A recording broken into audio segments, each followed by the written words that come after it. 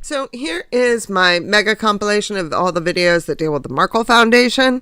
These aren't new. If you already watched the Markle Foundation videos, then you've already seen it. There's no additional information, no edits or anything. The only thing is this puts them all together back to back within a single, video stream so that you can play it while you are, folding laundry, doing your chores, whatever it is that you like to just have the background noise there. Here you go, and they're all nicely put together. Hi there. So a little birdie whispered something in my ear today, and I am saying it that way because I believe they want to maintain their anonymity, but I want to make sure that you understand this was not my brilliant find. Someone else made an absolutely brilliant find, and I'm just the one that went down the rabbit hole. And I started asking myself the question, how much coincidence is too much? How much do things have to be just a little too close for comfort before you say it's not coincidence, it's contrivance? And so I want to explore this question and show you what I discovered. But really, in order to do that properly, and it's probably my history background that makes me say this, but I feel that I have to give you kind of some sort of background that is going to seem totally unconnected, but I promise you it is. So today I'm just going to give you some background, some history on a time period known as the Gilded Age.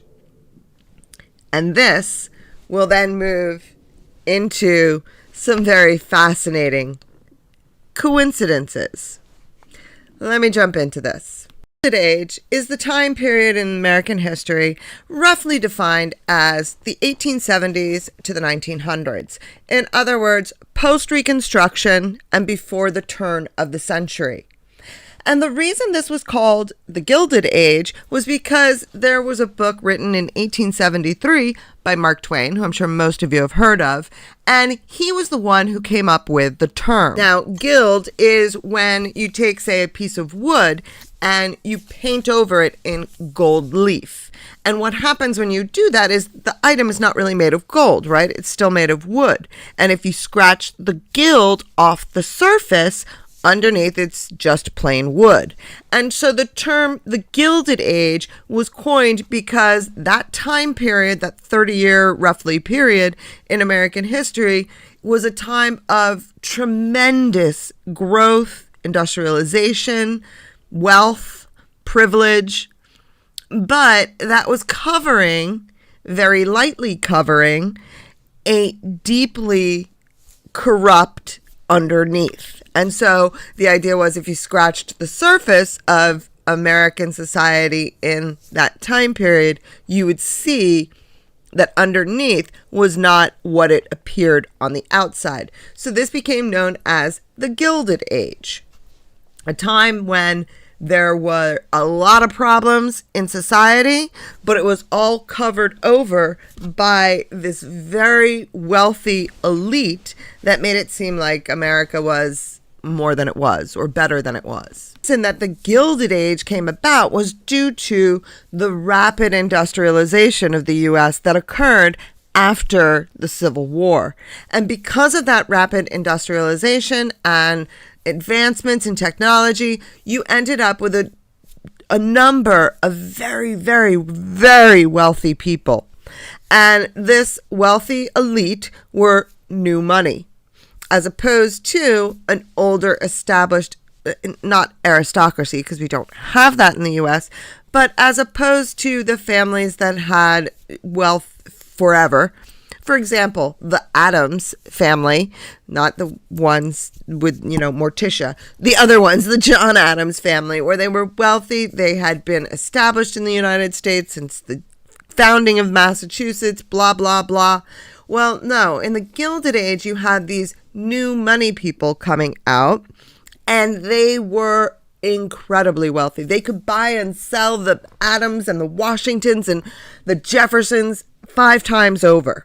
certainly am simplifying this, but you're getting the point that I'm trying to make. That these wealthy people were suddenly, we're talking millionaires that had never existed before. We'd never had an aristocracy. We'd never had people who had this unbelievable wealth in the United States before. And now all of a sudden we did. And it wasn't just that they were wealthy in the United States, they were wealthy the world over. And so they were making money hand over fist, and they could now go to places such as the UK and buy and sell all the land, the landed aristocracy that was there. They were wealthier than them. Downton Abbey, Cora, Robert and Cora, that was the whole thing. He had the land and the title, she had the cash, and so together they made a unit that could keep the family and the estate going when other aristocrats no longer could because they didn't have the cash. So that was, the time period, and that's what we're talking about here. And what you started to see was this new class of the incredibly wealthy elite. You had the Carnegies, you had the Rockefellers, you had the Guggenheims, you had the Morgans. These are all names that you've heard a bunch of times. The Astors. And these people had more wealth than they could ever imagine spending in their lifetime. And when they had all this wealth, these people were actually more than happy to give back. It was the progressive era. It was a time when giving back to the society was considered the thing that everyone wanted to do, not just for the tax break, but because it was the right thing to do. And that's when you started to see places like the New York City Public Library, which was actually money and land donated by the Rockefellers, Rockefeller Center, Carnegie Hall. These were all Waldorf Astoria. Well, Waldorf Astoria is different because that was actually their mansions combined together.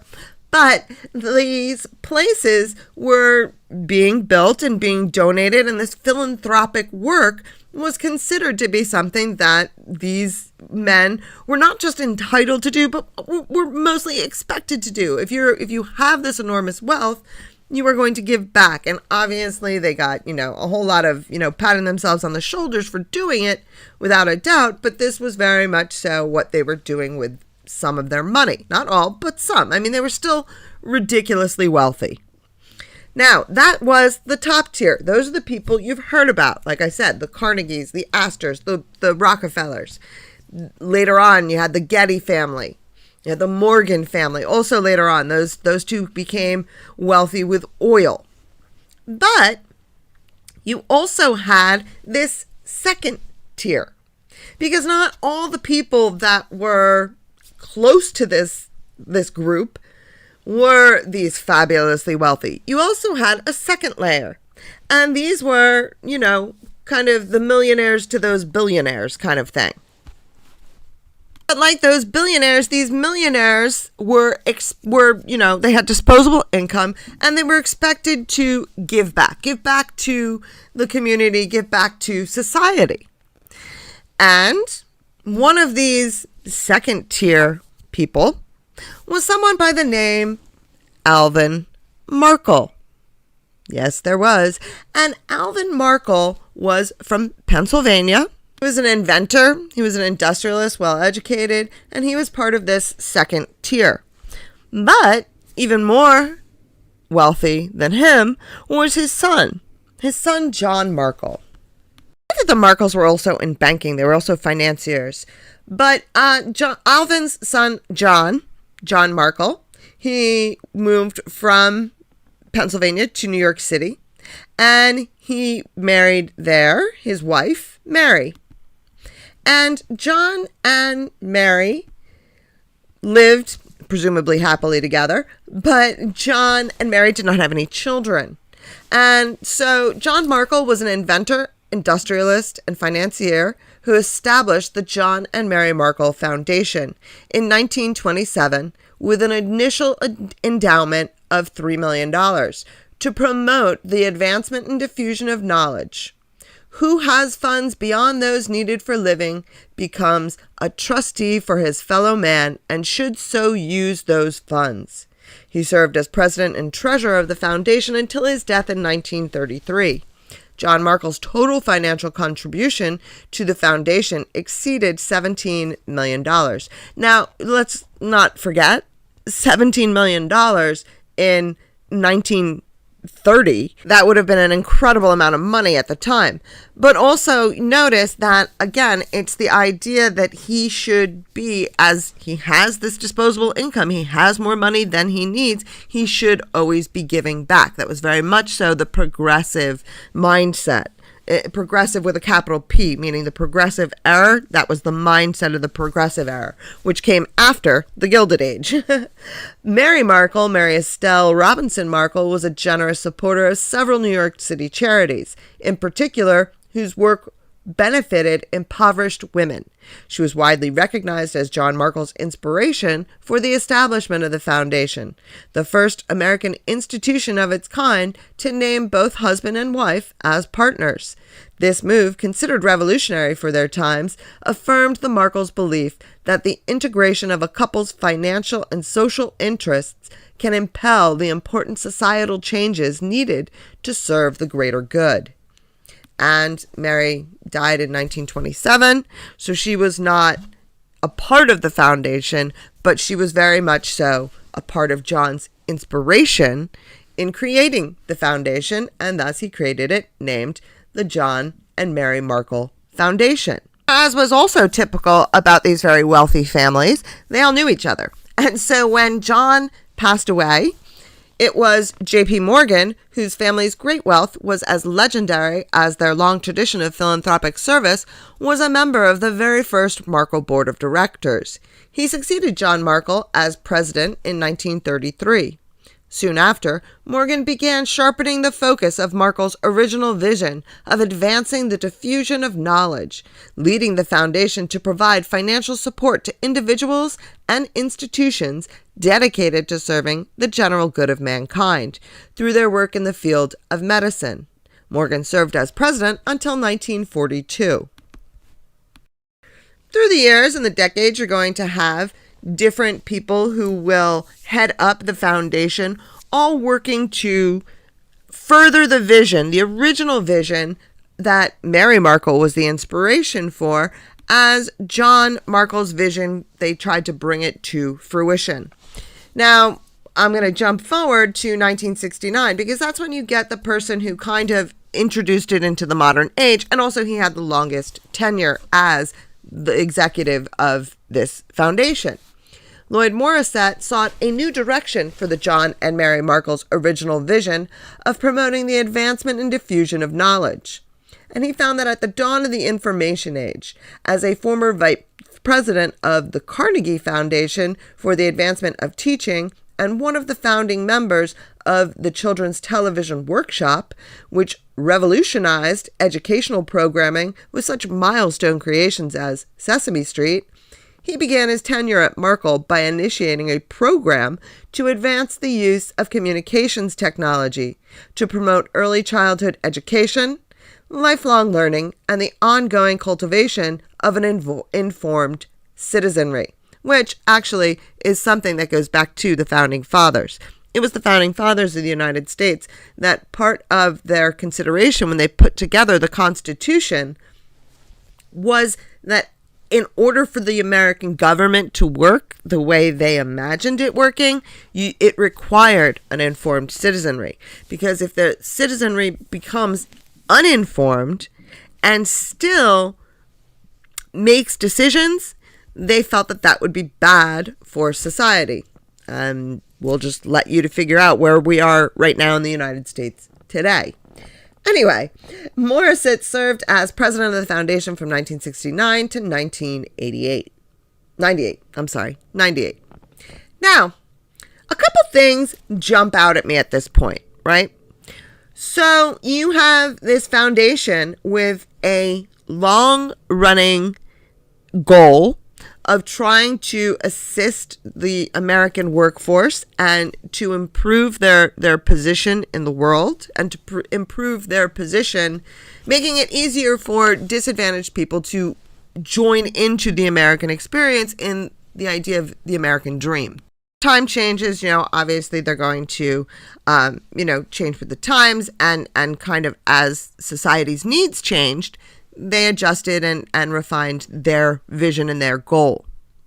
Now, looking through all of this to this point in the Markle Foundation, I have to ask the question, with this foundation in existence, with such progressive intentions and clearly a very positive organization, how come we're hearing that Meghan Markle is related to Jack the Ripper, but no one found a way to relate them to this family?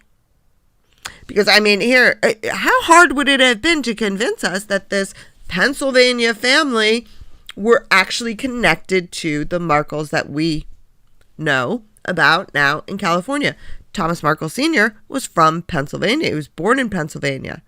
This is part one. This is the background. I am still looking into exactly where, if, and how they might connect to this family.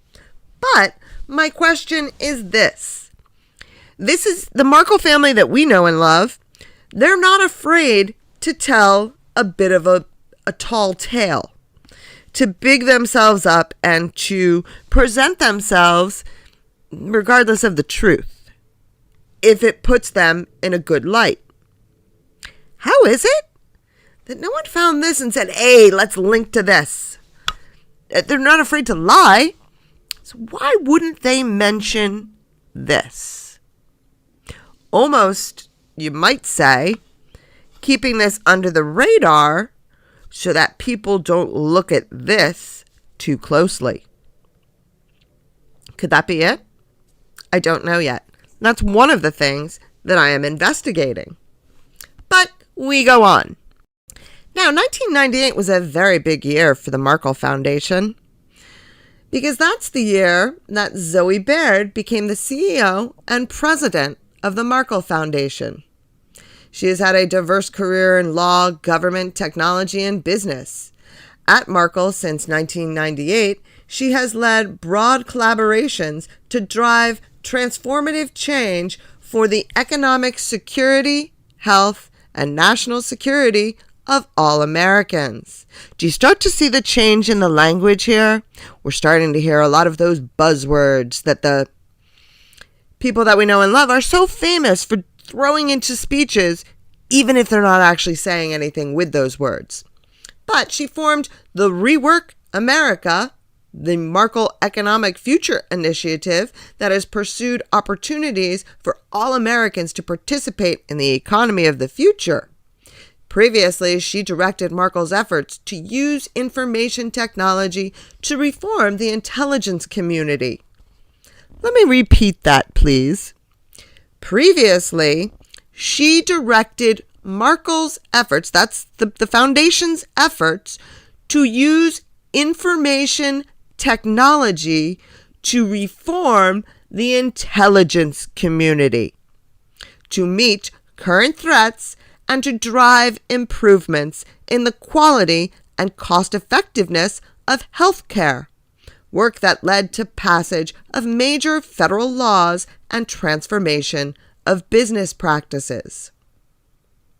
Can I repeat that a third time? Because that one line, I just really can't quite get over it. Previously, she directed Markle's efforts, the foundation, Markle Foundation's efforts, to use information technology to reform the intelligence community to meet current threats and to drive improvements. I don't want anyone that talks like this getting any sort of involvement in the intelligence community and any potential way to be the thing that's going to help us meet current threats. I'm sorry, that's just the way I feel. I digress. Because as disturbing as that one sentence is to me, and I promise you it's very disturbing, what disturbs me even more is that Zoe Baird no longer works with the Markle Foundation. No.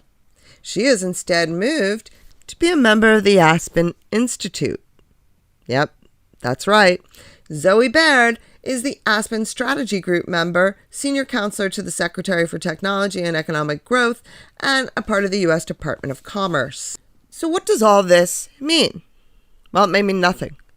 It may just be a whole bunch of very wild coincidences that she just happens to have been a member of the Markle Foundation for 24 years and then goes and joins the Aspen Institute a little bit after Prince Harry does. Could be just a coincidence. And that's what the next few videos that I am going to do is going to look into. Is this all just a very wild bunch of coincidences? It may well be. There's the word coincidences because they do happen. And sometimes things are just a coincidence. But here's my question. How come a family is not too particular about always telling the true story wouldn't have claimed connections to this group? This group that also, by the way, you have people like J.P. Morgan and Gordon Getty all working along this same philanthropic foundation endowment kind of stuff. Why wouldn't Meghan Markle be out there telling the world that this is her family, that this is her roots, that she comes from this and this is her philanthropic efforts, and look at what a humanitarian they are? It's almost as though, as I mentioned, they didn't want this out there in the spotlight because then they'd be afraid that someone might look a little too close at this Markle Foundation and its links to the Aspen Institute and it's Zoe Baird's links to Biden and how all these things connect to, say it with me everybody, the censorship industrial complex. Do these things all connect, or is this just one giant coincidence? So this was my first little introduction. My next video, I'm going to tell you all about the GovLab. And that is one of the leaders of the Markle Foundation who is involved in an organization known as the GovLab. And guess what the GovLab does? Just like Zoe Baird and the Markle Foundation, it deals with the intelligence community and how to keep us safe from our growing algorithmic threats. Yep, that's right. Then I'm going to also do a video looking at exactly who these Markles are. Because, sometimes, I think at least twice today, I said to myself, is Markle even really her name? And I know, and I trust me, I feel like a lunatic for even suggesting it, but you know what? Is it? Is it even her name? Or is this, and this is all just one fabulous coincidence? Or was she a manufactured person? A manufactured persona? And that's what I'm going to be looking at. Hi there. So yeah, today we got a lot on tap today. This is going to be the first in a couple of videos. I don't really know exactly how many right now, but this is going to be the first one that I'm going to do about the Markle Foundation. There's going to be at least 2 of those, possibly more. But what I learned exactly why it is that the Royal Grift presents information the way she does. It's very hard to make these things thematic, for me at least, because what it is that when you go down the rabbit hole and you start following a path, as you're going down that path, that there are branches that you're not following, And you have no doubt that there's more good stuff down that branch, but you got to keep going in the direction that you are to finish the thought. And so there's going to be some doubling back at times, because you're going to have to go back and go get that branch that you missed, that you know had some good stuff down it too. And so that's how it's hard for me personally to kind of figure out how to present this information, because there's that, and then there's also the fact that it is very overwhelming to find it all. And so for me to process it all, I almost have to process it in bits. And so I kind of have to share what I have so far and process that and give you that information before going on to the next thing. So that's how I'm gonna do my best to keep this as much of a logical progression as I can. But you're gonna see some overlap at times, and that's why. So what is the Markle Foundation? Well, the Markle Foundation was an endowment, as I said in my past video, that this couple, John and Mary Markle, they were very wealthy. They had money, disposable income to spare. And during the Progressive Era, what they did is they used that money, they donated that money and created an endowment, which created a foundation, which was meant to shine a light on and help society in a particular way. And because Mary Markle was very interested in the workers, the working man and the working woman's day-to-day life and economic stability, that became the focus of the Markle Foundation. John created the Markle Foundation in his wife's honor after she passed. And it was his passion was to share that for her. Now, the Markle Foundation over the years has become an incredibly wealthy entity, right? Because these $17 million donated in 1927 has now become quite the pretty penny. And so the Markle Foundation, it through the years is able to take that money and spend that money. And that's what they've done. And this is by no means the only one. You'll see a lot of these foundations and a lot of these groups. And what it is the liberal elite have found a way to tap in to virtually limitless resources. Now that's very important, because that's what they're doing. Because they're taking these endowments and these foundations and they are using them to fund the spread of their agendas. And that's what we have going on here. Now, let's take a look at the Markle Foundation's mission statement. Now, the Foundation's mission statement: for nearly a century, the Markle Foundation has worked to improve the economic well-being, health, and national security for all Americans. Now, when you go to their website, the economic well-being and the workforce and the health matters, those are very out front, right there in the center. They come first in while you're scrolling through.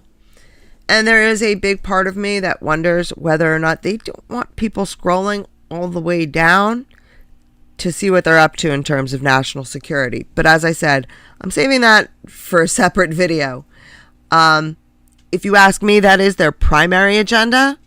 And these other ones, they're just there to make it look good, to make them look safe, unassuming, so that people don't worry about the national security part of this. I mean, some of the things that they're up to, it's not going to give you the warm fuzzies, let's put it that way.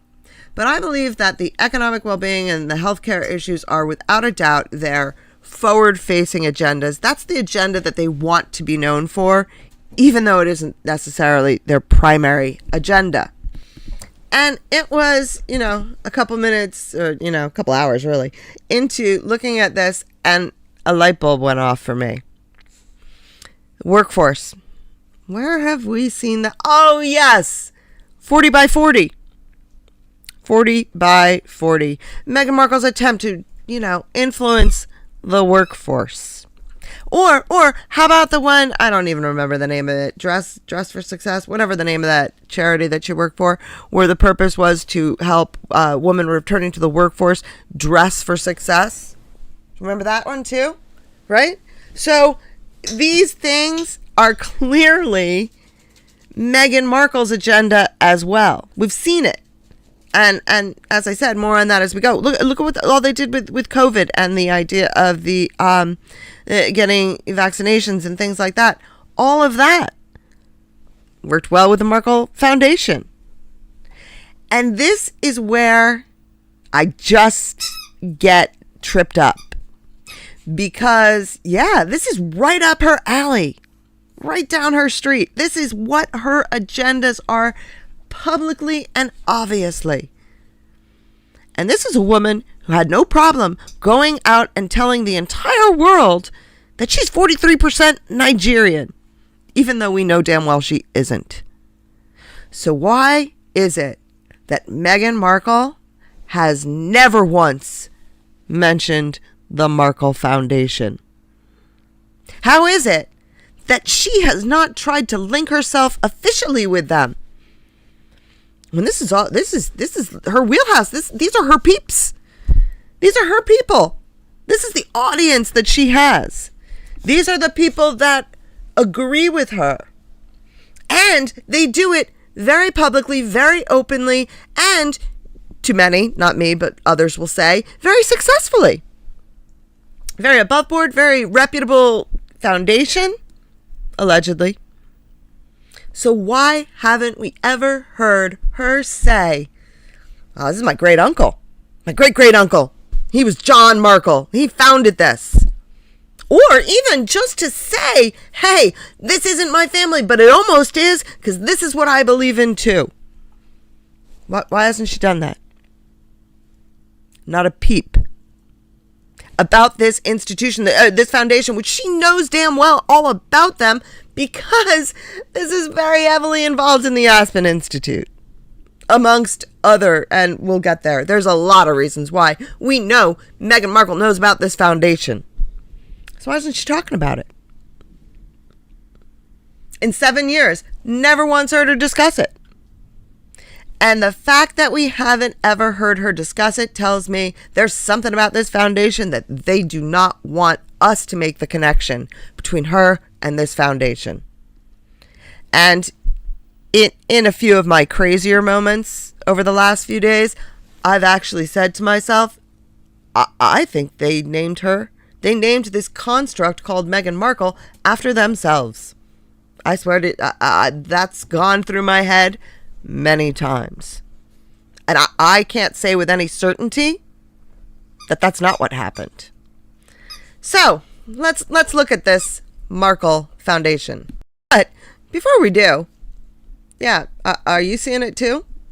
Are you seeing what I'm seeing? Are you seeing two men look a hell of a lot alike? I mean, right down to the cleft in the chin, the swoopy nose. I mean, is it just me? These two men could be brothers. Yeah, that's John Markle on the left. John Markle, who donated the money in the endowment for the foundation. Just putting that out there. And that's another video that I'm going to do. I'm still working on that, where I want to see exactly who this John Markle is, and is there any connection between the family? I haven't found it yet. But look at that. That's the connection that I see. There is no way that is a coincidence, that these two men look that much alike. I don't know. Is freaking John Markle a construct? I don't even know anymore. Maybe he's the photoshopped one. They put this out there and put it on the... Who knows? I don't. But that's just food for thought for now. Initiative, their golden child, so to speak, is this Rework America Alliance. An alliance to help people move into better jobs. Because, we need better jobs because we need to do more work, whereas they can sit around and just talk about how to make us work harder. An alliance to help people move into better jobs. The Rework America Alliance is a unique partnership of civil rights organizations, nonprofits, private sector employers, labor unions, educators, and others working to help millions of workers from low-wage roles move into better jobs. Well, I mean, at some point, doesn't someone need to do the jobs that no one else wants? I mean, I'm just saying. But, yeah, okay. So that's what their primary goal is. Now, it is disturbing looking at all the partner workers in this Rework America Alliance. Here you go. These are their partners in this, right? So you got a lot of things here that disturb me. Google, Microsoft, that bothers me, IBM. You also have here a lot of schools, like Arizona State University, Colorado State University. Why are they here? And you have, of course, banks, Federal Reserve of Atlanta. You have Boeing. Important. Now, Boeing is one of those companies that is very much so private sector, but are heavily important to our national security. We don't want other countries or other groups to influence our defense contractors. That's dangerous for us because they aren't under government control. They are contractors. And so they can share their information with anyone. And we don't want our defense contractors to be sharing our secrets with other places. Yeah. And that obviously is one of the things that I'll get into when I start talking about the national security issue. But also you got Zurich. Yeah. Why Zurich? Why the Bank of Zurich? Yeah. Well, you know why. We all know why. But the fact that they put it out there, I mean, that right there is disturbing. So, and of course you got the NAACP. Got to have them in there because, just gotta. And then you have, a couple like McKinsey Company and the other thing too, McKinsey and Company. There's two others here. Where's the other one? Boop, boop, boo. Patrick McGowan. There was another one. Looking through them right now, I can't see it. But those are the banks. Those are the financial institutions that are helping them. And not just the financial institutions, but the equity managers. Yeah. Those are the people that manage the funds that are a part of these endowments. And that's a dangerous thing also. Because again, that's giving private sector direct connection into some of our most valuable resources. But we'll get to that, like I said, when we talk about the national security aspect, which, as I said, they try and put that on the down low, We're not going to advertise this as the main thing because we'd be happier if people don't know what we're up to here. Now, the Markle Foundation is a very busy bunch of bees. So, I can't go over every single one of their initiatives. Obviously, you can go to their website and, devote a couple hours just to going through all their different things. But I do want to kind of highlight certain things that I learned. And they're kind of all within this same umbrella of their job market and healthcare initiative or agenda. Okay, so of all of the things that they do, and they have all these different initiatives, and you go there and you can read all about them, and it'll just sicken you, to be quite honest. But one of the things that jumped out at me is a European perspective on the jobs puzzle. Well, why the hell do we care? No offense, anybody. Sorry. But the reality is, we are one of the strongest economies in the world, theoretically. We were at one time. Who the hell knows what we are now? But we were the ones leading the job markets. We were the ones teaching other countries how to have a healthy and sustainable job market. So why the hell are we coming in here and listening to what the Europeans think is the best way? I don't care what the Europeans think is the best way. It has very little to do with what we do. We are a very different country. We are different in a lot of ways. We are not as connected within the European Union creates a very different connection and connotation than the United States has. And so I really don't care what they're doing. But why are they having as one of their initiatives how to relate the two together?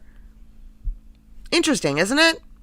Now, another one of their initiatives with the workforce that disturbed me And on the surface, this is something that's very innocuous. Goodwill Easter Seals Minnesota and Urban League Twin Cities, a case study in changing local workforce ecosystems.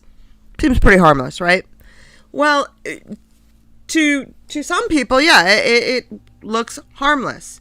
But if you understand the political landscape of the United States, in particular, the whole idea of blue versus red and things like that, this is huge.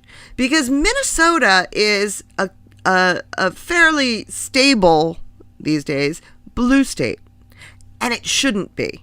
And so, and what I mean by saying it shouldn't be, based on its regionality and the region that it's in and the way that it has evolved as a part of, you know, the American Midwest and all sorts of things, everything points that Minnesota should not be a blue state, but they are. And because they are very important to the Democratic Party. And the fact that they remain a blue state when all signs point to the fact that they shouldn't be, again, there's a reason George Floyd became such a rallying point. And the reason is because that happened in Minnesota. These things are all connected. This is not an innocent little thing. The Democratic Party considers Minnesota incredibly crucial to them having any kind of power. And so anytime you see any of these initiatives, any of these foundations, these endowments, when they involve themselves with things in Minnesota, there's a connotation to that deals with the politics of the United States and that whole swing region and the desperate desire that the Democrats have to win that, because if they win that, they win the presidency. That's what happened in this last election. They couldn't win most of that. Most of that turned towards Trump. And because of that, that's why Trump won the election. It all has to do with the Electoral College and the electoral votes.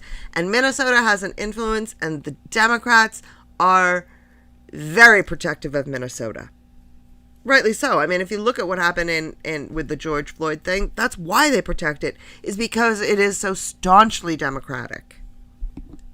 Why? Reading through these websites and these initiatives, this is something that you have to be very familiar with the American political landscape in order to consider this important, right? For the average person, they're going to, say, oh, cool, they're doing something in Minnesota and not give it too much thought. But the influence there is huge. It's one of their bases, and they are going to keep that base as invested in the Democratic Party as they can. So the fact that this endowment, this foundation is involving themselves in there to maintain that control, that's huge. Now, this rework network that they have going here, this formed by Markle in 2018, is a nonpartisan collaboration with 30 state governors. Yeah, 30 state governors. Yeah, you know what's coming next, right? And the mayor of the District of Columbia, working to unlock economic mobility for all American workers. Let's get those workers doing more for us. That's what they really want. The state network provided a forum for governors and their senior teams to share innovative workforce practices, tools, data, and resources to transform the labor market at a scale and pace not possible through individual state actions. Yeah, because if it was being done individually, it wouldn't fly. That's why it wouldn't happen. That's why they need to do it quickly, right? You see that? You see how they're doing that, right?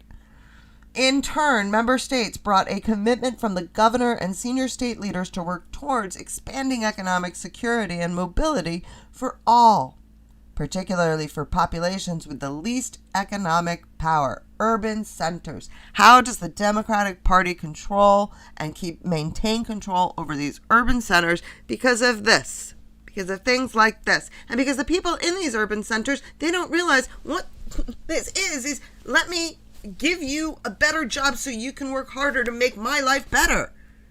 That's what it is. I'll give the Democrats, they will give the urban centers more jobs so that those people can contribute more into the government coffers that those people are that the Democrats are then going to pilfer off and take for themselves. $500,000 a year is what Zoe Baird made for being the CEO of the Markle Foundation, a nonprofit organization. What happened to nonprofit organizations being the lowest paid people? Because the majority of the funds in those nonprofits went to whatever it is that was the cause they were supposed to be supporting. Those are now the best paid people. And it's nuts. And here you go. Here are the U.S. governors that are supporting this program. This is just the top half of them. But there you go. Gavin Newsom, check. Tim Walz, check. And notice, Tim Walz, why was he chosen as the running mate for Kamala Harris? Because he's from Minnesota, and they wanted to make sure that they won Minnesota. These are things that are lesser known, that not everybody might understand, but if you understand the political landscape and the concept of how the political system works with the Electoral College and whatnot, these things are glaringly obvious. They are focused on those blue states and any of those swing states. That's where they want to work, because they want to swing those swing states in the direction of the Democratic Party. So this is very, I mean, I know this looks like just a list of people. This is important. Look at these people. These are the usual suspects. You hear these names over and over again, because these are the people that are doing this stuff. Governor Pritzker, oh, he's a special case. He is the billionaire fortune. He comes from a family fortune, and his sister, Secretary of the Department of Commerce. Yeah, yep, working with the Aspen Institute, working with the Markle Foundation. All these people are connected, each to the other. They are all incredibly wealthy. Gavin Newsom, not personally wealthy, although he is now, but when he started, he wasn't personally wealthy. No. But he has all the Getty money behind him. Kamala Harris, her husband is an entertainment attorney in L.A. Come on. Pritzker, family money. Huckabee, family money. These people are the ones that are maintaining that elite up at the top by ensuring they maintain power, they maintain their elite status. And if at the same time they're all at Diddy white parties, well then that explains even more what a mess our country is. What about the people that are involved? Well, here we go. We got the Markle Board of Directors. Let's go through just a few of these. I'm not going to go over them all. I'm just going to go through the highlights, like this one. Susan Nora Johnson. Nora Johnson also serves on the boards of several nonprofit institutions. Well, what the hell does she do? So what, she serves on the board of directors for all of these companies, but what does she actually do for a job? What does she actually do? Nothing. They just go, do this all the time. And go try and find ways to make my life better by making me work harder. That's what she wants to do. But the important thing on her, she has also been a chair and member of various global agenda councils for the World Economic Forum. A Henry Crown Fellow at the Aspen Institute. And what do we make sure that they put in? University of Southern California and Harvard Law School. That's the other thing. These educational institutions, boom. Those are where they get where they start and where they finish. They all go to these schools, and they spend a dozen years on the boards of these schools to keep their agenda flowing. And then in the end, they end up, getting an honorary degree from a bunch of them. That's how they work. Here's this one. Dr. James Manyaka. Oh, this one, yeah. Look, Senior Vice President of Google. And Alphabet reporting to the CEO. As President of Research, Technology, and Society, he focuses on advancing Google's most ambitious innovations. Well, thank God. Appointed by President Obama, Vice Chair for Global Development Council at the White House, Commerce Secretary for the Digital Economy Board. Listen to how much power these people have. Visiting professor at Oxford. Has his Doctor of Philosophy with distinction and MA from Oxford. Rhodes Scholar. Balliol College. All of the University of Zimbabwe. Here. Oh, this one. Yeah, this one's a good one. Stanley Schumann was an active participant in the principal investment and investment advisory industry. But you know what? What he really did, he was appointed by President Clinton to the President's Foreign Intelligence Advisory Board. Now, why? What had he done in his life that qualified him for that? Well, not a damn thing. But he was one of Clinton's men. And he served for 19 years as a member of the Financial Control Board for the city of New York. Schuman has served as chairman of the board of visitors of the Institute of Public Policy Service, Duke University, Lower Manhattan, Emeritus, everywhere you turn, Carnegie Hall. These are the places that these people have power, and it all starts with these endowments and these educational institutions. And then they move into government. Who's next? And then you find one that seems fairly innocuous. Here we go. We got Cheryl Cohen-Efron. She was a board chair, Greater New York. I mean, they are all board of directors, not on 1, 2, 3, 4, like on multiple boards. Here, advisory board, the Lewis Center for the Arts, Princeton University, Brown, alma mater, blah, blah, blah. New York Commission, she's sitting there giving money to the Planning Commission in New York. But fairly innocuous, right? She's just a businesswoman, right? Very innocent. Then you dig deeper and you find out, lo and behold, well, her husband, Blair Efron, is a part of the Aspen Institute and the Aspen Economic Strategy Group. He resides in New York with his wife, Cheryl, Princeton University, Columbia MBA. I mean, it's all the same people, even if it's not directly them. Oh, well, look at that, but then they're married to one of them. If it's not them, it's their spouse. And I think in a lot of cases, hey, give the spouse something to do. Here, this guy's the important one. Oh, but give her a job. Just give her, let her be a board of director. Give her something to do. Honorary Gilman Louis. And once again, you got over 30 years of national security and investment experience. He served as the early CEO of the In-Q-Tel, the pioneering technology investment firm funded by the CIA. These people are in these people aren't just in positions of power. These people are in positions that decide what is a position of power. And then they turn around and give them to themselves. That's the stunning part. He is a CIA Agency SEAL Medallion, CIA Directors Award, Agency SEAL Medallion, National Intelligence Medallion. These people are important people who can get things done, who can make changes, and all of them have the same agenda for changing and making it all one world order. Now, what about some of the people that work for it? Well, here's Janamila Jaginovich. She's the Chief Communications and Strategy Officer. What does she do? She runs the freaking place. She runs Markle Foundation, or most of it. She has a lot to do with it. And what was her previous job? Her previous job was the CEO of the ICANN Corporation. What is that? What is that, you ask? RMV. What is the ICANN organization? It is the Internet Corporation for Assigned Numbers and Names. Yep, that's what they do. They are the ones that arrange how the Internet works. Yeah. And when you go to the ICANN website, what do you see? You see one world, one Internet. The agenda. And that's the agenda, and make no mistake about it. That is what they want. They want to eliminate any national identities, one world order. Because once you do that, the next step is communism. I promise you that. And these people are not the ones that are going to have communism applied to them. No. Communism is applied to the plebes. I mean, honestly, we already have it. More or less. The communism is applied to the plebes who get to sit there and do all the work, while we up here, we keep what we got, and we are in charge of making sure you don't get any further, you don't get any more, you don't do anything but work every day.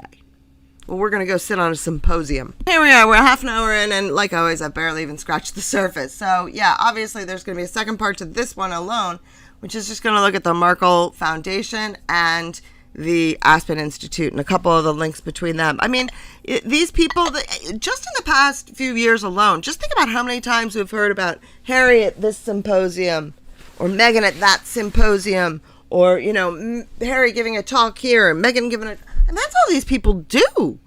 And it's not just Harry and Meghan, it's all that the people in the Markle Foundation do. They just go out and they do these things.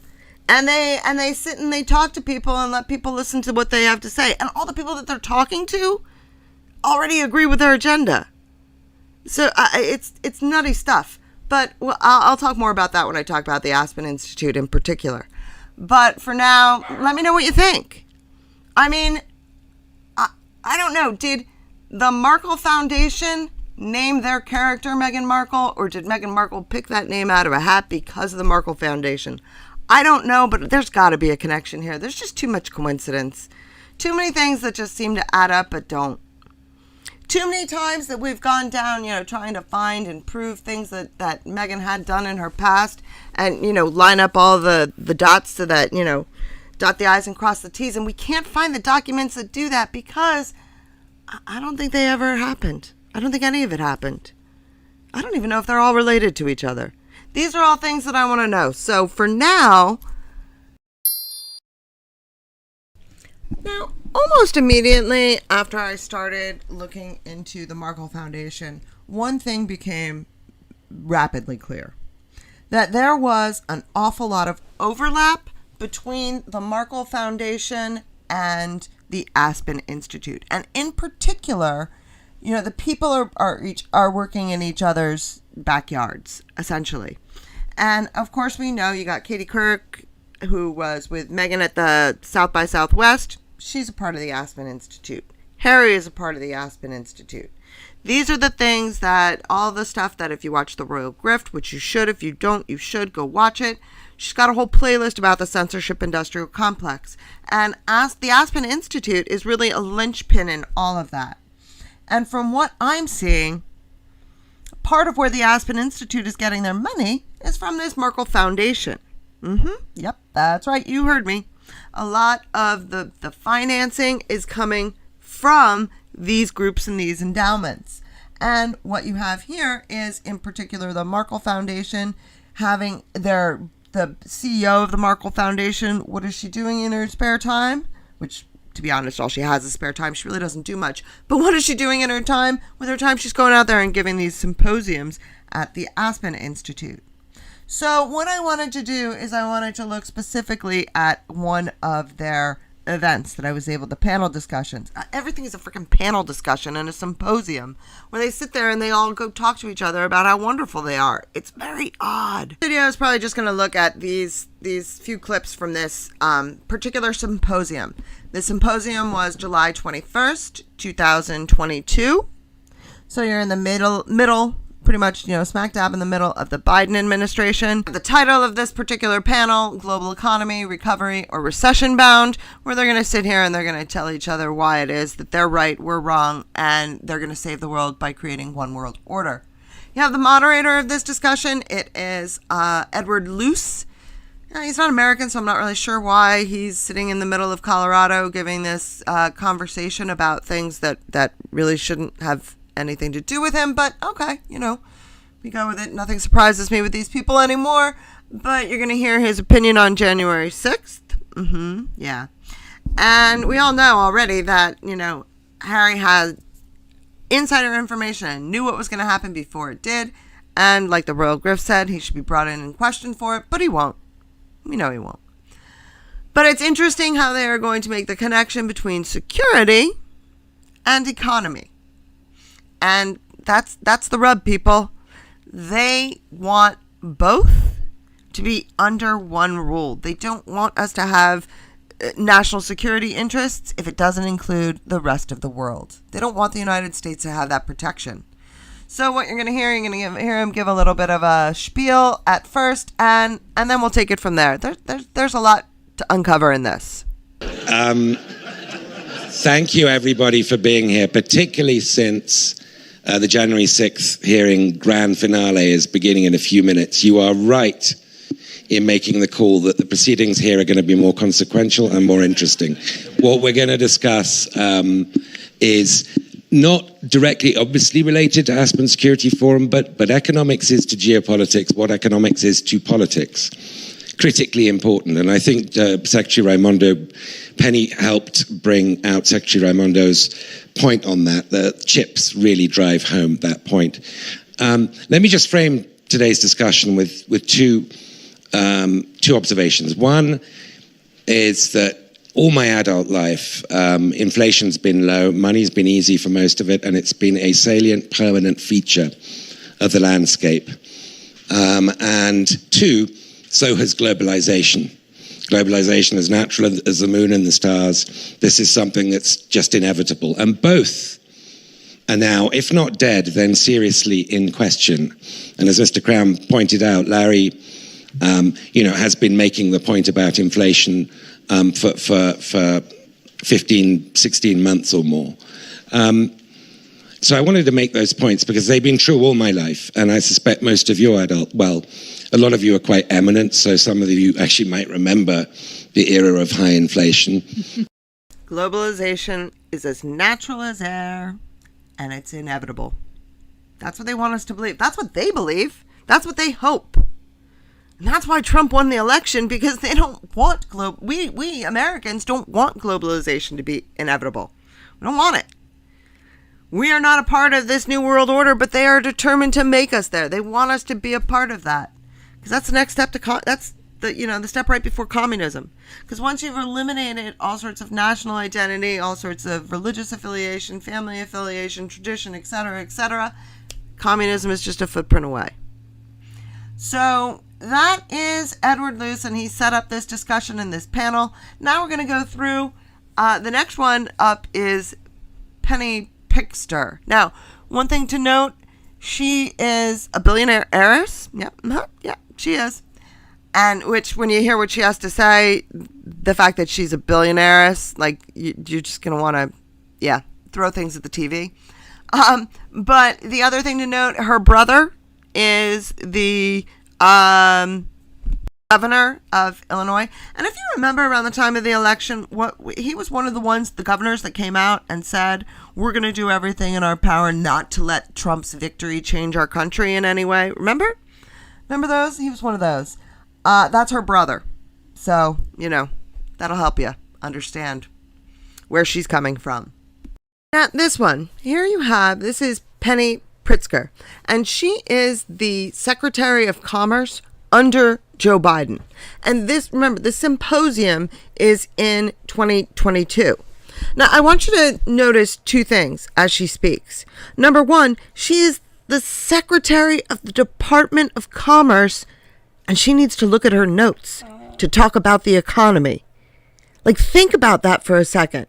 The person in charge of the economy needs to look at notes in order to discuss it.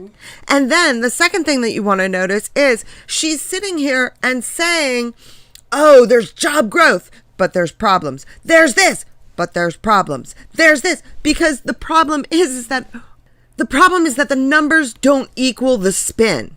The numbers don't say what they want the numbers to say. And so they have to make it sound as though there's this big conundrum that, things are going great. The numbers just don't look that way. But trust us, they are. Because this is all just nonsense. And none of what she's about to say is the reality. They're trying to hide the reality. And so in order to do that, she's got to make it sound like there's this big dichotomy of, we're doing fantastic. You just don't know it yet. Do not even get me started on the fact that she's sitting here saying, oh, yes, well, it's all right. The economy's fine. Don't worry. Because the average American, they've got a cushion. They've got savings. They have a lot in the bank. And so we don't need to worry about those middle-class families. Yeah, she says that. It's nuts. This is the Biden appointee as the Secretary of the Department of Commerce. I mean, you just got to let that sink in. But, the average American, and we'll get to friendshoring in 1 second, but the average American is experiencing, real pain and getting squeezed, but they're actually have built up a savings. And so they've got some cushion. So they're able to live through, whether it's the issues around food or fuel or their mortgage dollars a year at least. So we need to kind of put in perspective what a family that's maybe living off of $50,000, $60,000, $70,000 is a big impact on them. As it relates to business, we're in business, what you're seeing is, it's very confusing right now as a business person, because you've got, jobs are growing, and yet the GDP is contracting.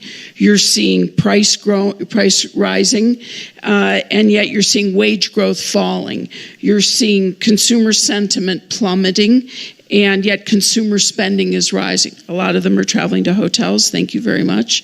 Bank lending activity is way off. And a lot of banks are basically with pens down. So, mortgage originations have plummeted 50%. So you're living in an economy, and that's being that is reacting to the current situation. I mean, honestly, listening to that, I just want to cry. They are so out of touch that they have no idea that what she just said,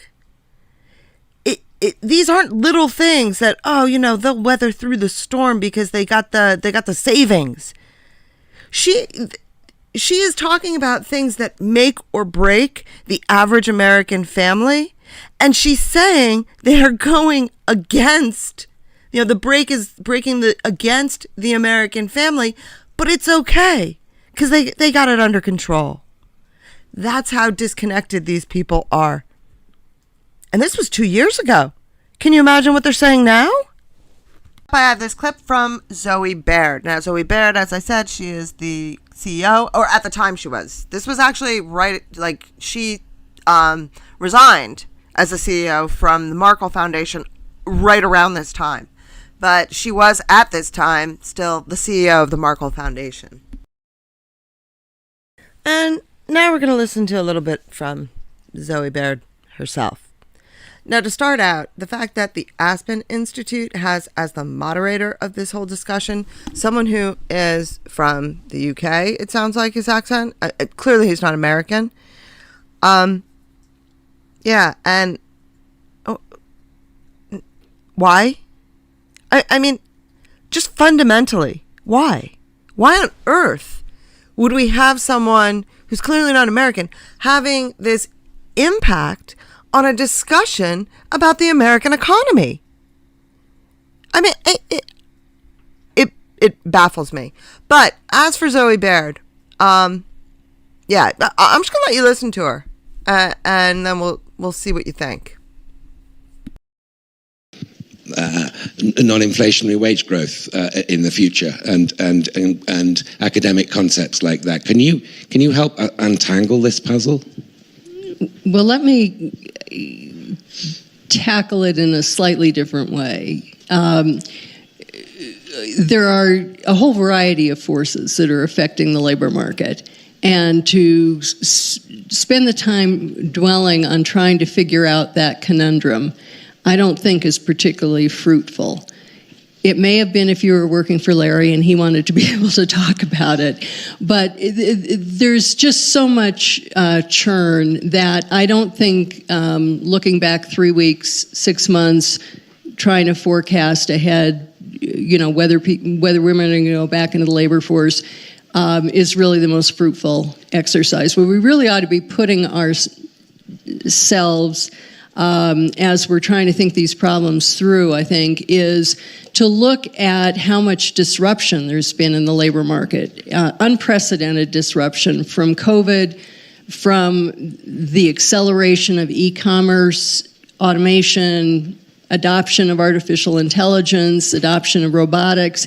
That's really the key force that is most important, I think, to the future of the labor market. And why is that? Yes, it's cost us a lot of jobs, but the adoption of these technologies are also going to generate millions of jobs and have begun to generate millions of jobs. 59% of STEM jobs are held by people without a 4-year college degree. So we've already seen the beginning of a new labor market, and where I feel we ought to focus so we don't make the same mistake we made in 2009 when we came out of the Great Recession, but did nothing in terms of policies or business model ambition to rebuild the middle class. Now we have an opportunity coming out of this transformation to really focus on what it would take to move back into an economy which is powered by a strong middle class, with workers with the skills needed, with innovation and entrepreneurship. You know, we forget that in 1970 we had 62% of Americans in middle income jobs, and before COVID it was 43%. So we really have an opportunity now to grapple with that fundamental point about whether the American economy is going to be strong. And our national security, as the Aspen Strategy Group knows, because I've talked about this there for years and written about it, our national security is fundamentally dependent on our economic security. And so that, to my mind, is the critical issue, and I think there are a couple of areas where we really need a national strategy. Tell me, she just spoke for about 2 minutes there. What did she talk about? What did she say? What are her plans? What are her strategies? What does she think the future should look like? Did she answer any of those questions? No, not a one. She actually specifically said, we can't predict the future. The only interesting bit of information that I got from that was that things are not that great, and they haven't done shit about it. That's what I got from that. And she sat there for 2 minutes talking just like Meghan. She never actually finished a complete thought. Because instead of finishing a complete thought which would answer the question that the guy originally asked, or at least address the topic that the gentleman asked about, just as she was getting to the end, this is just like Meghan, just as she's getting to the end of the thought where the actual information is going to come out, she goes off on a little, veers right and starts bringing up something else, and then they veer left and start talking about something. They never actually finish a thought. They get wrapped up in what they're discussing in order to avoid actually coming up with anything concrete. Everything is just these vague generalities. And seriously, that woman listens to Meghan Markle speak and thinks she's perfect. There you go. You got the Aspen Institute Symposium. That's the second of my little series here that I'm doing with this Markle Foundation. Next up, I'm going to look into the national security concerns. And honestly, this is where this Markle Foundation and, by extension, the Aspen Institute really scares the crap out of me. Because, as I said earlier, they want to eliminate the concept of any sort of protections for the American national security. I don't understand it. It's something that I can't even relate to growing up in the Cold War. I grew up in the Cold War where, we were the red, white, and blue against the big, USSR and the menace of the Soviets. And, the Reagan era, Gorbachev tear down this wall. I don't understand this concept of globalism, and I don't want it, and I don't think it's beneficial overall. But, that's where the liberal elite are trying to push us. So let me know your thoughts. Let me know what you think down in the comments. Let me know what you thought about this symposium. Let me know if you think about this series. Should I keep going? Like I said, I do have at least one more, and that's where I'm going to look at the Markle Foundation's involvement in national security. Scare the crap out of you. I also want to look and see where I can find how this Markle Foundation connects to our favorite Markles, because the more I look into it, the less I believe it's just a coincidence. So today, this is part 3 of my in-depth look at the Markle Foundation. Now today, I want to look at that third agenda issue that really, if you ask me, it is the primary agenda of the Markle Foundation, but it's not the one that they necessarily present front and center to the public. front and center to the public, they talk about the workforce and improving the economic situation for the workforce and healthcare. It's kind of in and out. They don't do a whole lot with that. But in my opinion, their real agenda deals with national security and voting and government. Oh yeah, they're big into this. Now, in order to really explain why what they are going to say down the road is a concern, I want to go back a little bit and throw a little history at you. A lot of history, but I think it'll make sense to you in the end. What I want to talk about is a concept known as Republican motherhood. Now, this was the overriding principle that really the founding fathers depended on this when they were formulating the U.S. government. Why? Because they felt that in order for the U.S. government to work, you needed Republican motherhood for a very specific purpose. It was the role of women in the republic. Women were expected to raise the next generation of patriots by instilling democratic values in their children. Women still had no suffrage or property rights, although they did vote briefly in New Jersey until the New Jersey Constitution was, at the time, considered to have been corrected. After 1780, private school emphasized the importance of educating women in order that women would then educate the next generation. Now, why was this such a big deal? Well, this was a big deal because it was only through education that the U.S. government will work. It's the only way that the citizenry could be involved in the government. Why should the citizenry be voting on things if they don't understand the issues that they're voting on, right? And since it's the women that were raising the next generation of patriots, women needed to be educated in order to be able to educate their kids. Historians like Linda Kerber have pointed to John Locke's treatises of government as likely inspiration for the Republican motherhood ideology. And you have to remember, it's Republican in terms of the United States is a republic. Not Republican as Republican Democrat, it's Republican as in the form of government that we have. This makes sense as the Irish founding fathers are known to have held Locke's treatises in high regard and inspirational during the 18th century. Locke positioned the role of women as equal to that of men in safeguarding society through their domestic roles. Further, Kerber points to Locke and the founding fathers' promotion of Republican motherhood as akin to Sparta, ancient Sparta, where a woman's most important role was raising patriotic sons and warriors for the state. It's the same concept, except this time it's not doing it for the state, it's doing it for the running of the government. If patriotic education started early and in the home, mothers would raise families who would continue to model the ideals of the new nation. Therefore, through Republican mothers, the promises of the American Revolution would self-perpetuate. Now, this is going to become important in a little bit. You'll see. But the important thing was not only to teach them the ideals of the new nation, but also to educate them. How can you vote on issues if you don't know and understand the issues? How can you vote for president if you don't know what's at stake?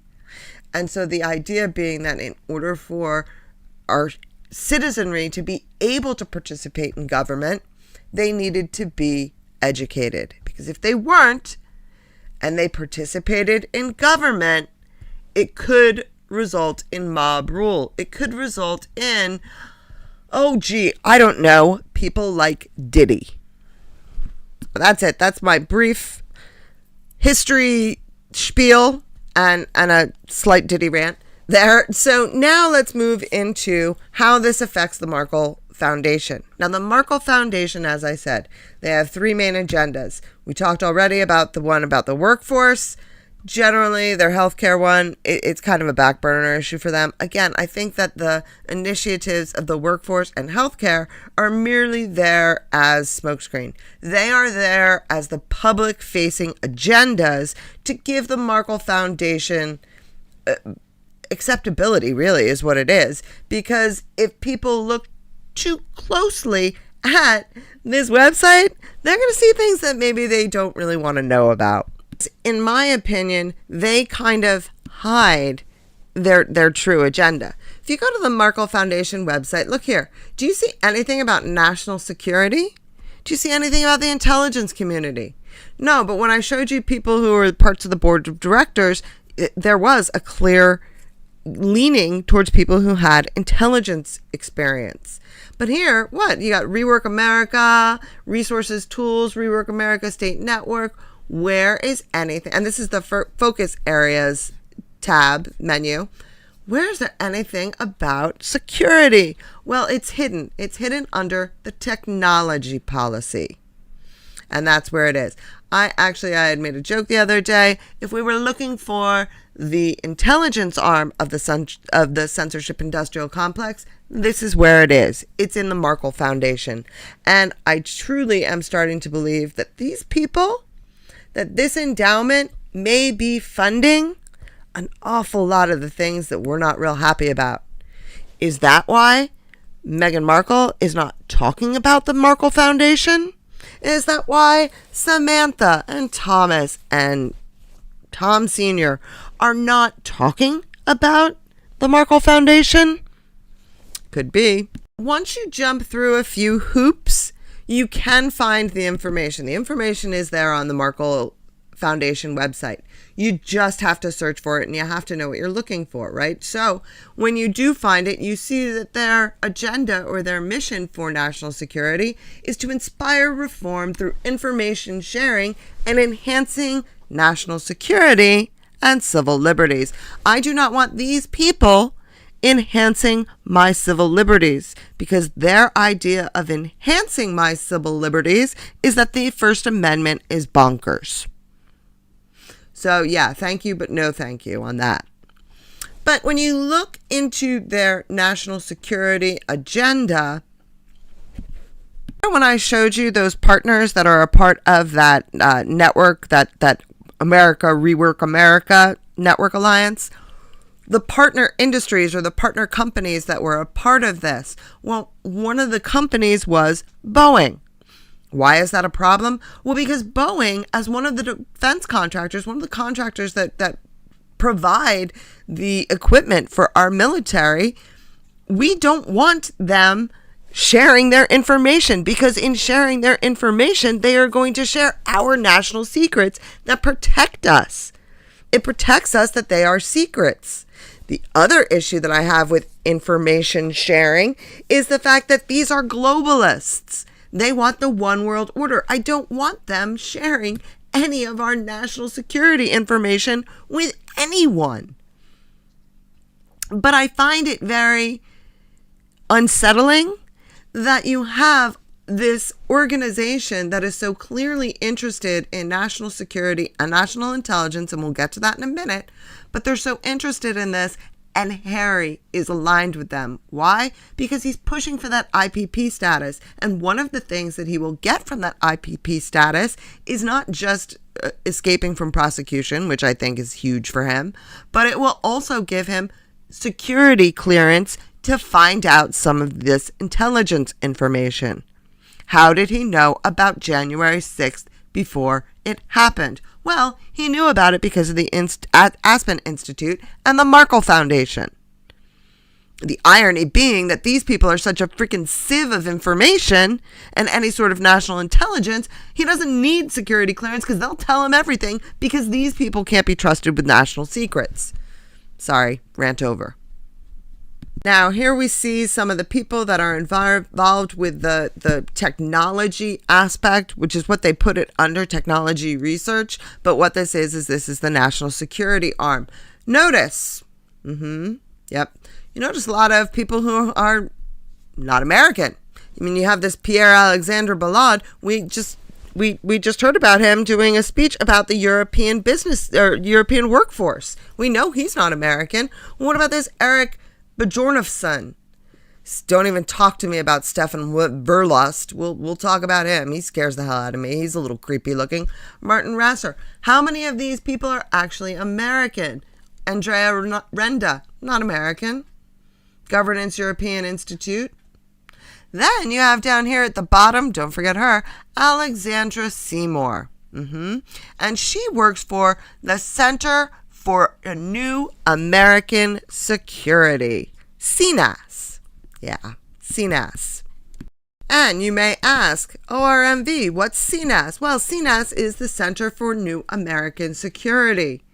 And what they do is they do research in the American security and American national security, and they look for ways to, quote unquote, improve it. They're going to improve it. The problem is I don't trust them to improve it.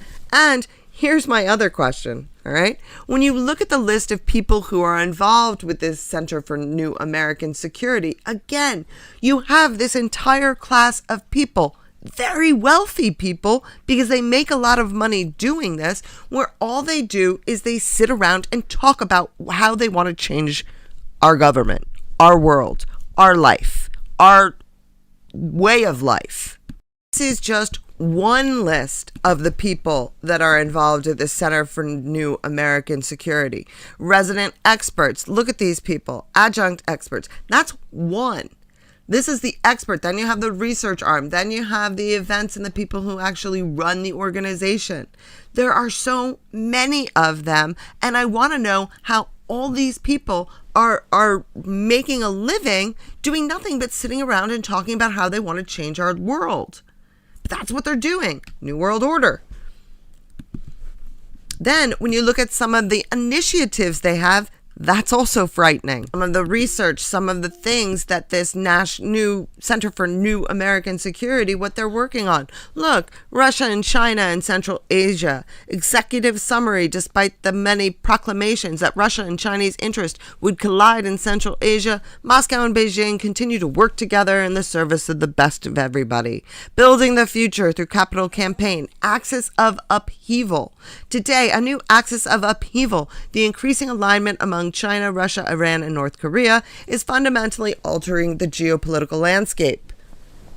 So what are we going to do? Well, these are the big bad guys that we need to fight against. But actually, are they really the big bad guys that we're fighting against? Or are they pushing us into a method of dealing with it that will actually benefit these countries? And that's my concern. So this is, now granted, this is not the Markle Foundation. This is that Center for New American Security. And admittedly, that's one person that's on the board of the Markle Foundation, or one person that's working with the research arm of this national security research arm of the Markle Foundation. This is one person. This is what she's involved in. But it just speaks to the fact that these are the type of groups that are out there. And of course, once I saw this, I had to share it.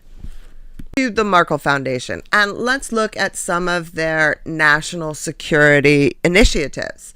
You have national security reports. The Markle Task Force reports reframed the role of intelligence in protecting the nation while preserving civil liberties. As I said, that's the last thing I want them to do. Dot Force and the Digital Opportunity Initiative on the uses of information and communication technologies for development. Markle participated in the creation of the Digital Opportunity Task Force in 2000. Web White and Blue, 2000. Markle created Web White and Blue to offer a central portal of nonpartisan information on issues, candidates, and platforms as a catalyst for internet use in the 2000 presidential election. And I had a commenter, oh shoot, I don't remember who it was. Heavenly Clouds, was it you? I don't remember who it was.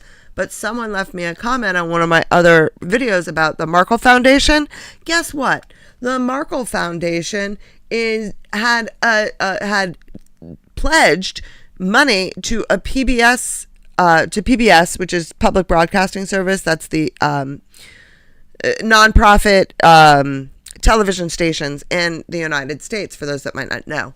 But they pledged $3 million to PBS for their election night coverage in 1991, which they reneged on because they didn't like the way PBS was going to present it. Instead, what did they do? They took that $3 million and they gave it to CNN. And we all know where CNN went with it, right? So they claim that they are offering a portal of nonpartisan information, but I'm sorry, I have not yet seen very many initiatives like this that are truly nonpartisan. Heck, I'm not nonpartisan, and that's okay, but don't pretend that you are when you aren't. That's the issue. I have no problem with, Fox News. I don't even have a problem with MSNBC being clearly partisan. As long as you are honest and open about it and you're not pretending that you are nonpartisan when you clearly have a bias. Now, here you have some blog topics from the Markle Foundation. Carnegie Mellon study reveals negative potential on heavy internet use on emotional well-being. That's what they were writing about in 1998. Who does that remind us of? Right? 1998 was the year that Zoe Baird took over as CEO of the Markle Foundation. And look what they start coming up with. Carnegie Mellon exploration of social implications of internet use for families. Leading cyber experts call for organized academic movement to study the virtual world's impact on society. Okay, so we clearly had an agenda here, and the agenda was moving towards this social media control. I'm just waiting to hear algorithmic justice in some of this stuff, because we know that was what. So I don't remember who it was. One of the things that Archwell gave out, one of the grants that they gave out, was to someone who was studying algorithmic justice on the internet. You have this, and this is the Lawfare blog. And remember, these are all things that they put under technology, and it is under technology that they address the national security and the intelligence concerns. The Lawfare blog provides daily coverage of legal developments and debates on national security. Developed with support from Markle, it is a go-to resource managed by key scholars and practitioners for the policy community. And my question is, okay, this is a go-to resource. You're all scholars. How partisan are you? Well, let's see if we can read. Can we read what it says there? Why the prohibition on permanently binding... I'm sorry, I can't read it. Maybe you guys can, but you can see what it is on that screen in the background. But the Lawfare blog is their way of creating a resource, but we all know. I mean, again, I am a resource that you might come to hear what's happening on a certain situation. I don't present myself, though, as being unbiased. I have a bias. I have a clear slant. I have an agenda. My agenda is to ensure that Harry and Meghan can no longer destroy this freaking country. That's my agenda. I'm open about it. I don't pretend to be nonpartisan about it. And the problem is when you pretend that you're nonpartisan, people are going to assume that you are doing the middle of the road and telling both sides. But if you are actually partisan and not telling both sides, then that's a problem. Now is when I'm going to start bringing back in that Republican motherhood. The idea that that our current American government can only work as long as we have an educated citizenry. Because a democracy is work. You have to be able to critically think and make a determination and everybody has to do that when you place a vote in order for the government to work. Because if you go to a highly biased site like the Lawfare blog and you go there and you don't realize that it's indoctrination rather than nonpartisan information resources, if you don't have the critical thinking skills to determine that, you can be easily swayed. And if you're not educated enough to realize it's happening, if you don't have the critical thinking skills in order to decide that and to weigh what they're telling you, then you're participating in the government by voting, and you're doing the government a disservice because you're not an educated citizenry. That was the founding fathers' biggest fear, that the American government would fall apart because of the lack of an educated citizenry. They said the citizenry must be educated in order for the democracy to work. Every now and then, I play those Schoolhouse Rock videos. What was the purpose of those? The purpose of those were to educate kids in the workings of the American government. Why? Because they needed it. Because we need that in order to be able to participate in our government. And they were very non-biased. They were very fun, catchy. They got kids interested. How many of you who are around my age, or, give or take a year, 10 years, many of you, you know how a bill becomes a law because you remember Bill sitting on the steps.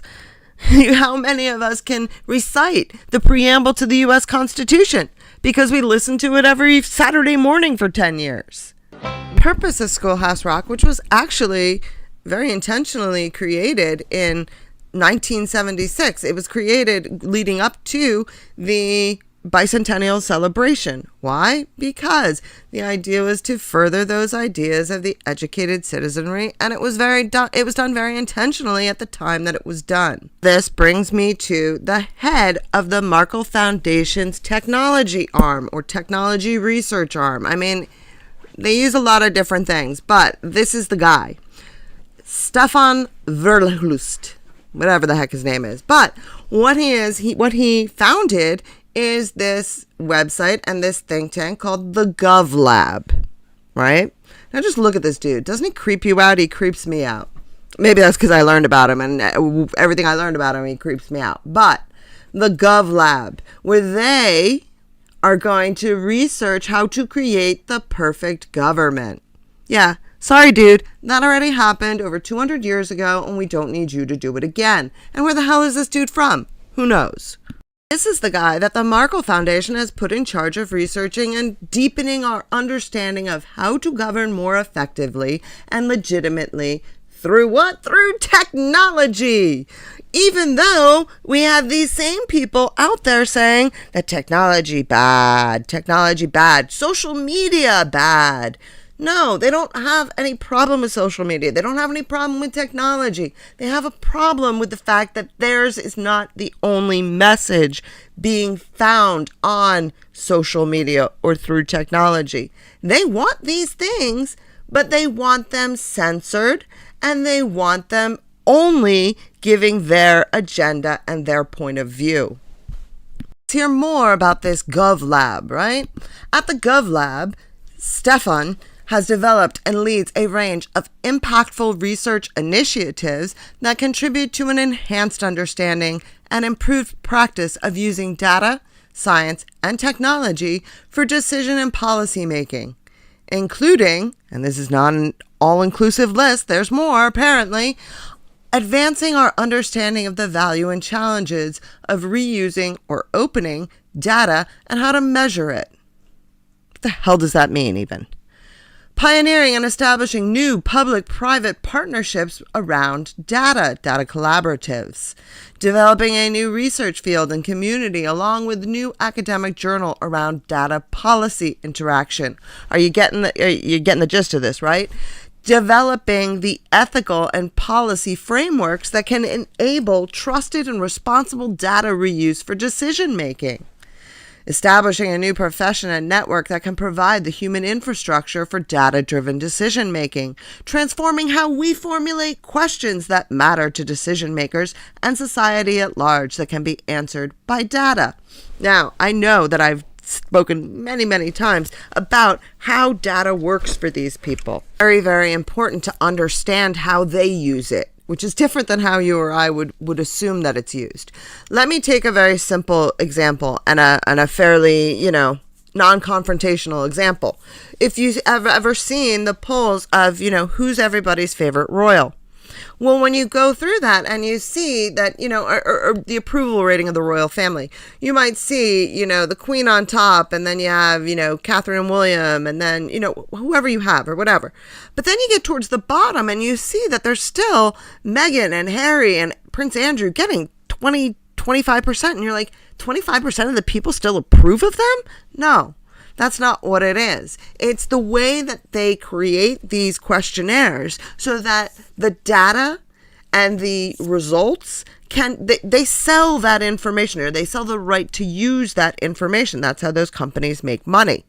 And so what they do is they create a questionnaire, or they create the instrument, the polling instrument, so that it can appeal whatever results they get, it can appeal to the widest variety of people. So that, say, if Jack Royston wants to use that data as well as me using that data, we can both see it and get what we want to see out of the numbers.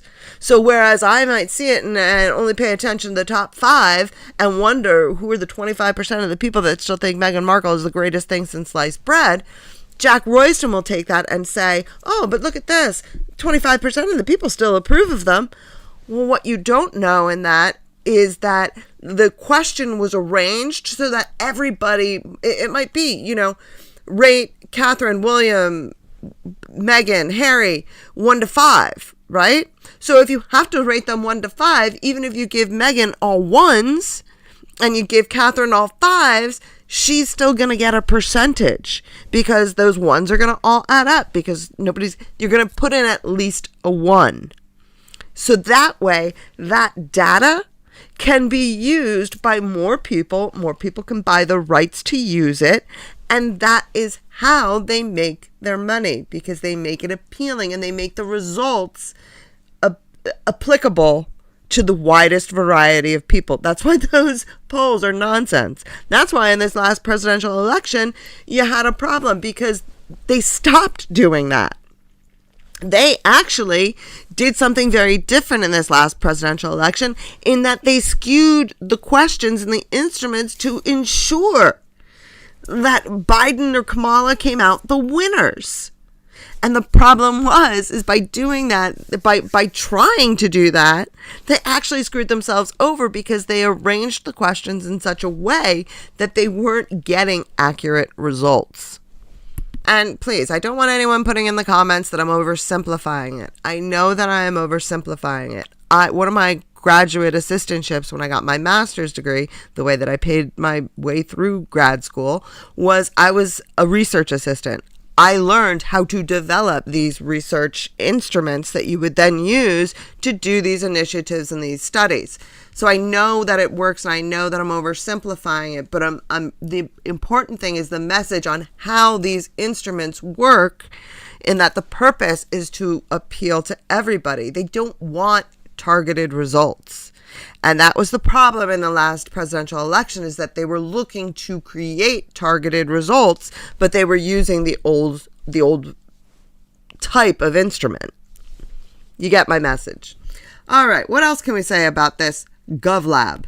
Now, this is some of the GovLabs. This is what they're doing. This is what they're working on.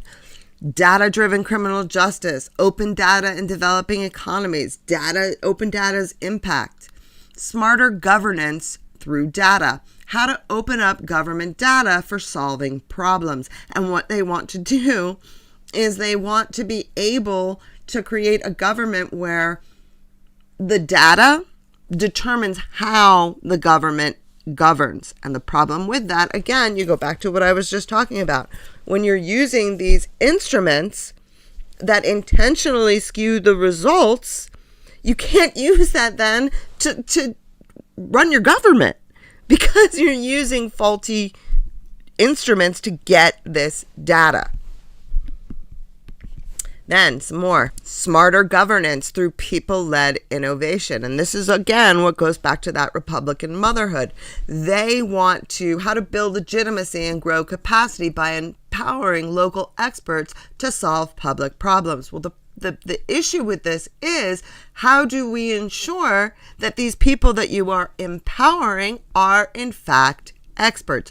Are they a part of this educated citizenry, or are they people that are ignorant of the true challenges and you are giving them this power to run the government? City Challenges is a process to help cities and their communities collaborate to develop innovative and implementable solutions to pressing urban problems. Again, how do we know that the people that are collaborating are qualified to be doing this collaboration? And of course, you can see that it goes City Challenges, San Pedro, the Multi-City Challenge in Mexico, globalization. And this is all under that GovLab umbrella that is under the Markle Foundation. You're seeing all the big picture here. Now, the one thing I haven't talked a lot about, even though I said that it was the part that scares me the most, is their involvement in national security. And that's because I always save the best for last. You know I do. Now, that board of directors that I went through in my last video, or the one before, where I looked at the board of directors for this Markle Institute, or this Markle Foundation. One of the people on it is someone called Ashton Carter. Have you heard of him? Now, when you go back, I had gone through each and every one of the people that were in that board of directors, or all the people who were on that, research arm. And one of the people that I found on it was someone by the name of Ashton Carter. Do you remember him? Ashton Carter was the Secretary of Defense under Obama. He is the one who actually was the one that supported opening roles in combat roles to women in the Defense Department. I mean, this guy was one of the more important people under the under the Obama administration. One of the more important people that were running our government, our security and our defense, and he's a member of the Markle Foundation Board of Directors. I mean, it can't get any more concerning than that, can it? Yeah, unfortunately, it can. Remember, I said that they do a very good job hiding their true agenda and hiding the things that would kind of bring them to the forefront. And it took a while scrolling through the Markle Foundation's website until I found this. The events of 9/11 drove home the critical need for timely information sharing among agencies charged with protecting the nation. Already examining how best to protect the nation from terrorist threats, Markle convened the Markle Task Force on National Security in the Information Age to help create a collaborative environment for information sharing. The bipartisan Markle Task Force developed policy and technology recommendations for protecting America against the threats of the modern era while protecting civil liberties. The Markle Task Force's work formed the basis for intelligence reform and information sharing. Do you understand how important that is? How have we never heard of this foundation before when they are the task force that are deciding their recommendations inform the 9/11 Commission report? It was them that founded the basis for the Intelligence Reform and Terrorism Prevention Act, the Protection America Act of 2007, and a wide range of actions in the public and private sectors. As a result, there has been a virtual reorganization of government. A new way of thinking that inspires reform in the way agencies, people, and technology collaborate and communicate. Do you understand how influential this group is? And we have never heard of them. And that's what disturbs me, is that this group is so influential and we haven't heard about them. And if this group is this influential and involved with Harry and Meghan, and Meghan's never talked about it.